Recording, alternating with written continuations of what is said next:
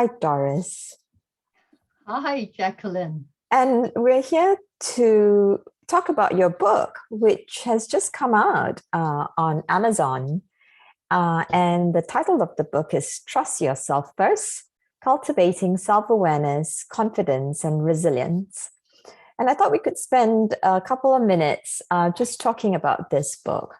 So tell us, Doris, what are the main ideas in your book? Well, there's probably three main ideas. One is that cultivating trust is key to living a meaningful life. And that's about, starts with knowing yourself and becoming aware, making choices, and developing the behaviors that serve you and your purpose and others. So that's really the overriding idea. And the other thing I was trying to do in the book was to tell people, to share with people my favorite concepts and models and theories that helped me in my coaching work. And in particular, I wanted more people to know about the magic of clean language. So I've devoted a whole chapter about clean language for a wide audience, just so that they get a taste of it, and hopefully they'll look at the back and look at the resources to do a bit of training and development in that area. And so you've dedicated a whole chapter on clean language. And so what will readers get out of that chapter on clean language? Well, they'll first of all understand the basic concept of what clean language is about and how David Grove, the creator, came across it in his work as working with trauma victims. But in essence, I share just two of the most commonly used questions. And we all know what that is. What kind of, and is there anything else? And I invite them to have a go using those in ordinary conversations.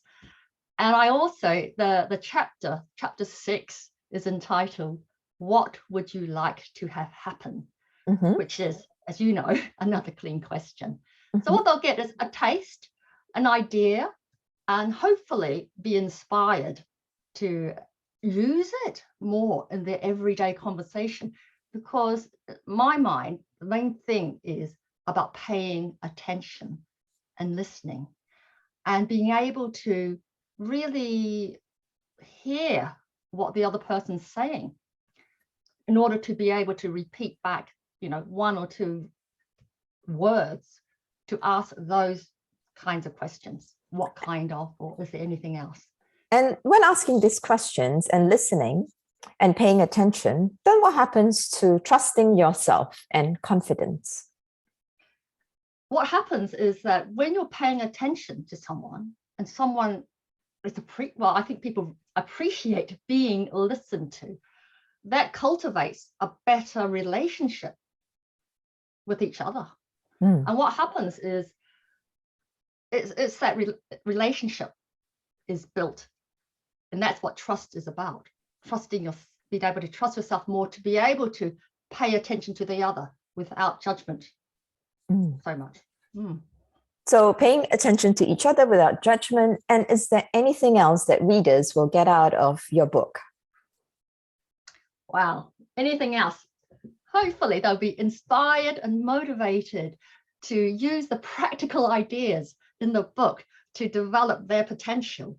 Because at the end of every chapter, I summarize the key messages and I give some key questions and exercises for the reader to now do on that part. So essentially, the book is a kind of a guide book, a self-help, self-facilitated coaching book for yourself in order for you to understand more about how did you get to where you are now and where do you want to go from here. So essentially, and I wrote the book in 3 parts. I call it my ACB model of development: awareness, choices, behavior. So, and awareness, choices, and behavior. Yeah, and ACB. ACB. Okay, well, thank you for letting us know about your book. And let's just find out right now. where can people buy this book and what happens to the proceeds of the book? Well, I should say the e-book got published last week on Amazon, amazon.com or amazon.co.uk or any of the Amazon sites. Just type it in, Trust Yourself First by myself. That's where they can get it. The ebook, the paperback won't be published until the end of this month. And my publisher has put the ebook on at a very low price, 99 cents at the moment, because we want to encourage many people to buy it and put in a review. 100% of the proceeds from the ebook sales for this month is going to go to support the mindfulness app that Plum Village, which is what Thich Nhat Hanh, the Buddhist monk and peace activist, that's his world and his work, because one of the key habits that I promote is taking time out to pause, taking kind of a mindful practice. And I wanted to support that, his world and that area. And you'll see when you get the book that the epigram is, I use Thich Nhat Hanh's quote, "The way out is in." So my little contribution to promote mindfulness in the world. And the way out is in. And that's where you can get Doris Sew Hoy's book. So thank you, Doris, for putting this book out into the world, and just wishing you all the very best in terms of marketing it and getting that book out to as many different people as you can.